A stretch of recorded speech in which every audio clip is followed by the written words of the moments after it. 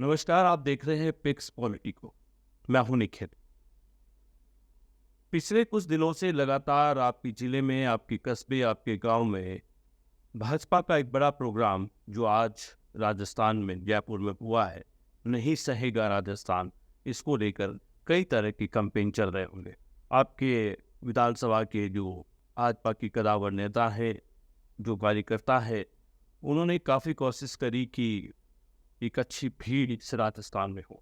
नहीं सहेगा राजस्थान से पहले शायद आपको पता होगा कि भाजपा का एक प्रोग्राम जन आक्रोश, उस जन आक्रोश रैली के तहत भी कई रथ बनाए गए, अलग अलग विधानसभाओं में भेजे गए, और फिर जब उस जन आक्रोश रैली को जन का समर्थन नहीं मिला तो उसको बीच में रोक देना पड़ा। सतीश पूनिया तब पार्टी के यहाँ के प्रमुख थे राजस्थान के। आज जो प्रोग्राम हुआ उसमें सीपी जोशी नए प्रमुख है भाजपा राजस्थान के। पिछले कुछ दिनों से लगातार ये चल रहा था कि एक बहुत बड़ा सैलाब जयपुर में उमड़ेगा, एक बहुत बड़ी तादाद में जो बीजेपी के लोग हैं वो यहाँ पर आएंगे, लेकिन ऐसा हुआ नहीं। पिक्स ने अपनी रिसर्च में पहले भी कहा था कि जिस तरह से जन आक्रोश रैली एक फ्लॉप शो प्रोग्राम होगा भाजपा राजस्थान का, और वो हुआ भी। और हमने कहा था कि नहीं सहेगा राजस्थान को लेकर भी जो प्रोग्राम डिजाइन बीजेपी ने किया है वो उस तरह से कामयाब नहीं होगा जैसे कि तस्वीर दिखाई जा रही है। कल रात को जब हम तैयारियां चल रही थी, सामियाने लग रहे थे, कुर्सियां लग रही थी, दरिया बिछ रही थी, मंच बन रहे थे, साउंड सिस्टम की तैयारियां हो रही थी, बैनर झंडियों की तैयारियां थी, तो वहाँ मौके पर हमने कई लोगों से बातचीत करी, बीजेपी के कई कदावर नेताओं से बात करी, अलग अलग जिले के जो जिला अध्यक्ष हैं उनसे बात करी। हमने जब वहाँ सामियाना लगाने वाले एक मजदूर से पूछा कि क्या कैपेसिटी होगी, ये जो आप पूरा टेंट लगा रहे हैं इसमें कितने लोग बैठेंगे, तो उसने कहा था 7-8 हज़ार लोग होंगे।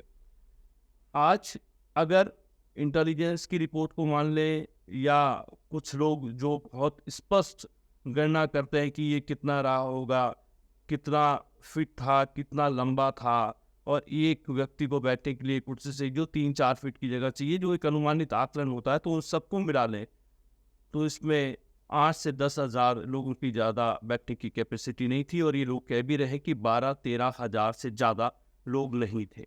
मंच पर जोधपुर सांसद गजेंद्र सिंह शेखावत, राजेंद्र सिंह राठौड़, राज्यवर्धन सिंह, सीपी जोशी ने कमाल संभाल रखी।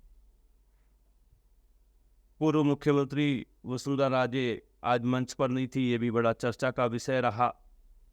और ये जो प्रोग्राम करने का जो स्थान चुना गया, गुलाबी नगर जयपुर में ऐसे कई मैदान होंगे जहां पर एक अच्छे कार्यक्रम किए जा सकते हैं और आगे आगे हुए हैं, लेकिन इस बार एक सार्वजनिक सड़क को जो बीजेपी प्रदेश कार्यालय के ठीक सामने है उसे चुना गया और वहाँ पे ये प्रोग्राम रखा गया।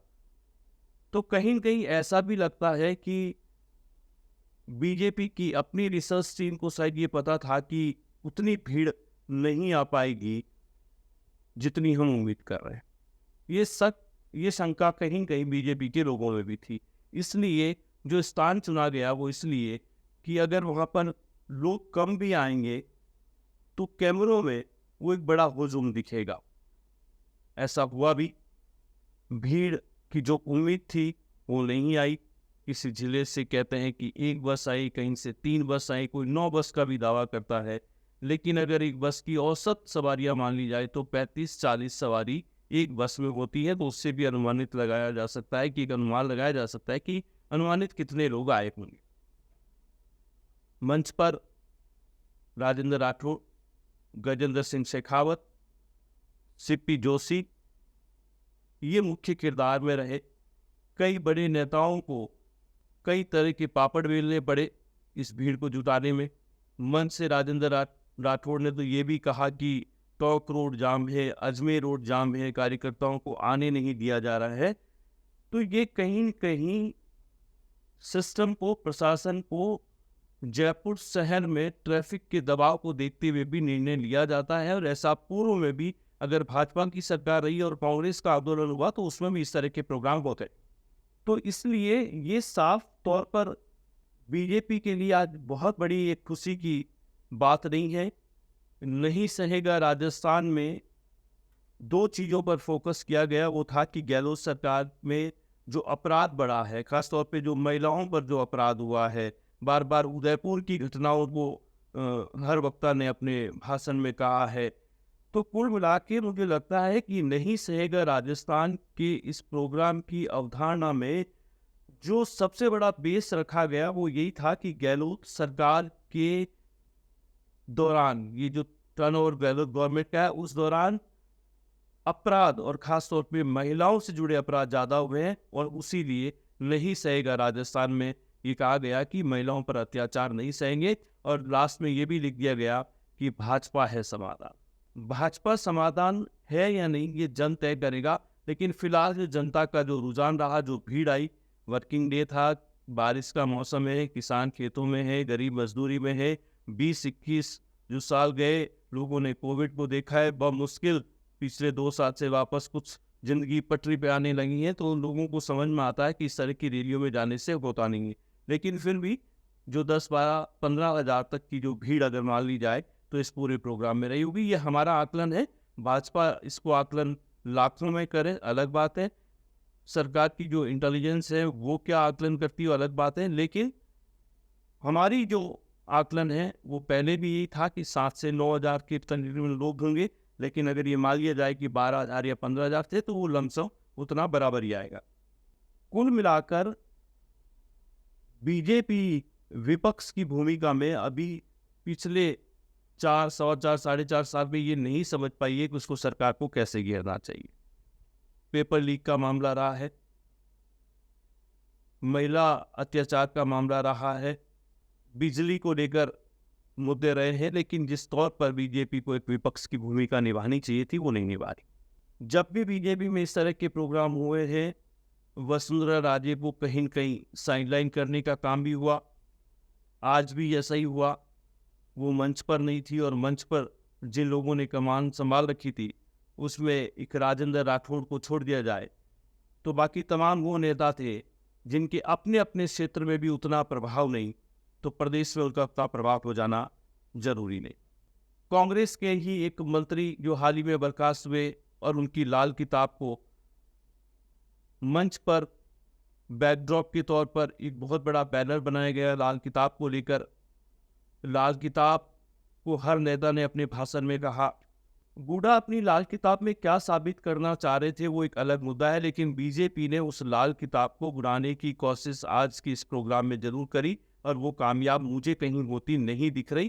क्योंकि अगर इन सब पर बात करें तो फिर ऐसी कई बैंक अकाउंट्स की डायरी खोली जानी चाहिए, वो बैंक के ट्रांजेक्शन्स खोले जाने चाहिए, जो संजीवनी क्रेडिट कोऑपरेटिव सोसाइटी को लेकर जोधपुर के सांसद के साथ रही है। लगातार बयानों की तल्खी अशोक गहलोत और जोधपुर सांसद के बीच में रही है। तो फिर जांच होनी चाहिए, तो उसकी भी जांच होनी चाहिए, और उस जांच में जोधपुर सांसद को सहयोग भी करना चाहिए।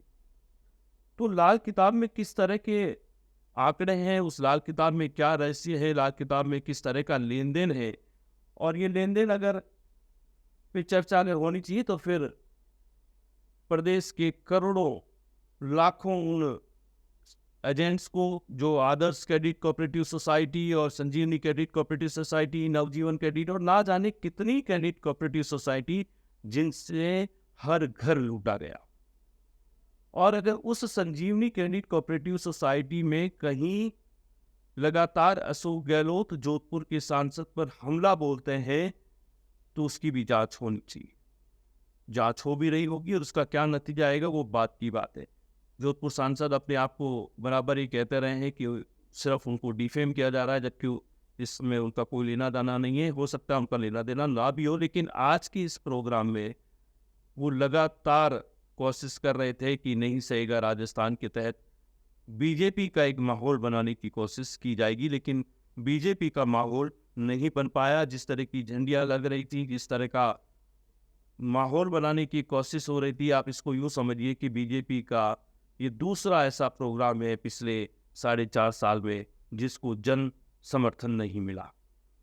जन आक्रोश रैली के दौरान बहुत से रथ बनाए गए, अलग अलग विधानसभाओं में भेजे गए, लेकिन उस रथ पर सिर्फ बीजेपी के नेता टंगे नजर आए, जनता नहीं थी। बीच में वो कार्यक्रम रोक देना पड़ा।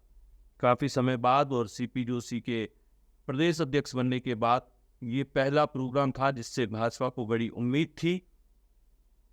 मंच पर आप लोगों ने बीजेपी के फेसबुक पेज पर, तमाम टीवी चैनल्स पर इन लोगों के भाषण सुने होंगे। उस भाषण में कोई विजन पे बात हुई हो नहीं है। भाषण में बात थी सिर्फ इतनी कि बहन बेटियों पर बुरा अत्याचार नहीं सहेंगे। सहना भी नहीं चाहिए। किसी भी सभ्य समाज में इस तरह का अपराध मातृशक्ति पर होना ठीक नहीं है, अच्छी बात है। लेकिन क्या महिलाओं के अत्याचार को केंद्र बिंदु बनाकर, गूढ़ा की लाल किताब को अपना बेस बनाकर बीजेपी जैसी आज एक बड़ी पार्टी को प्रदेश स्तर का इतना बड़ा प्रोग्राम डिजाइन कर देना चाहिए? क्या बीजेपी को एक पूरे इस प्रोग्राम को तैयार करके पूरे राजस्थान से बीजेपी की विचारधारा के, इस आइडियोलॉजी के जो लोग हैं उनको राजधानी में इकट्ठा कर देने का एक प्लान जो इनका था, क्या ये सही था? कोई ऐसा मुद्दा नहीं रहा जिसको जनता ने समर्थन दिया। जहां पर महिला अत्याचार की बात है तो उसका विरोध करने का तरीका अलग हो सकता है, लेकिन उसको पार्टी का एक बड़ा एजेंडा बनाकर इस तरह का एक प्रोग्राम की व्यू रचना रच देना शायद ठीक नहीं था। कुल मिलाकर नहीं सहेगा राजस्थान का जो बीजेपी का प्रोग्राम था वो औसत से भी कम रहा। औसत तब कहते जब एक अच्छी खासी भीड़ आ जाती, मंच पर भाजपा एकजुट दिखती, मंच पर भाजपा के बोर्ड राजस्थान के हित में होते, जय जय राजस्थान की बात होती, लेकिन ऐसा नहीं। मंच पर गुटबाजी थी। मंचों पर जो आसीन लोग थे वो 2023 में अपनी तरह से भाजपा का शासन चाह रहे हैं, जनता कुछ और चाह रही है। लेकिन अब चूंकि बीजेपी के जो तमाम जिला अध्यक्ष हैं, जो पदाधिकारी हैं, मंडल अधिकारी हैं, वहां तक एक अप्रोच की गई कि आप ज़्यादा से ज़्यादा संख्या में आइए। अब राजस्थान की स्थिति यह है कि 100-120 दिन बचे हैं। टिकट के हर विधानसभा में 4-4 दावेदार हैं।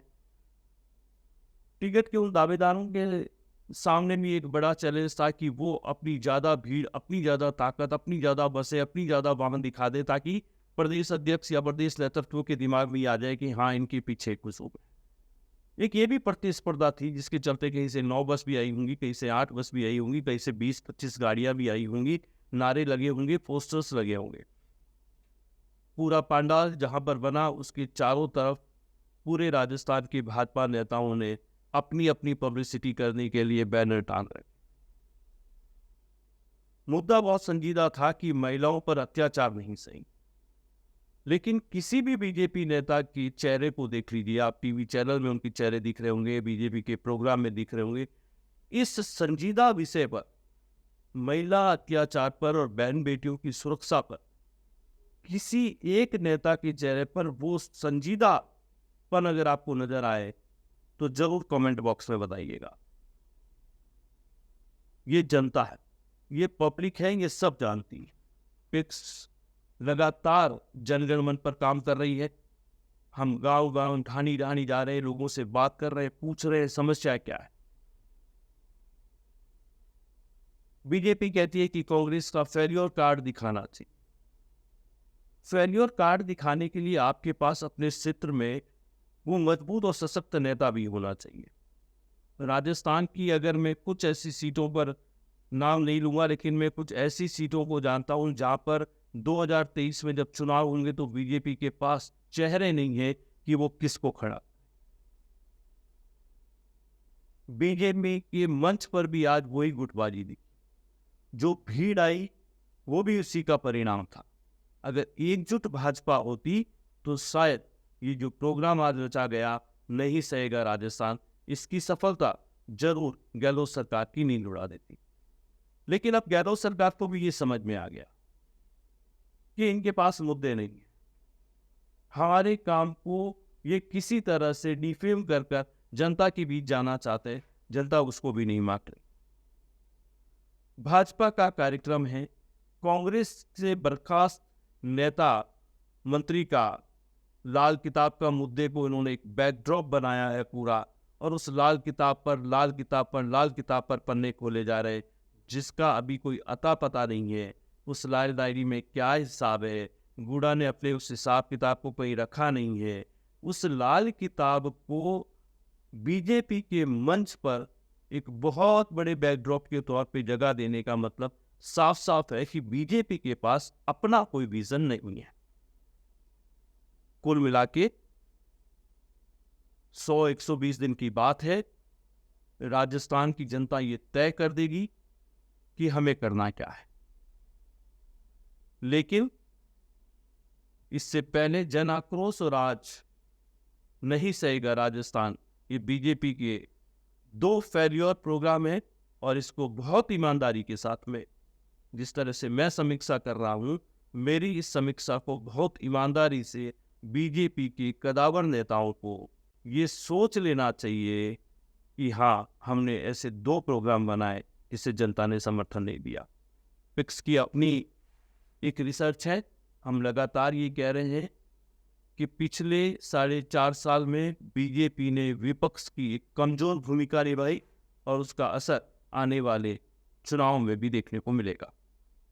आप अपनी राय, आप अपनी कोई विचार है तो आप कमेंट बॉक्स में जरूर लिखिएगा। धन्यवाद।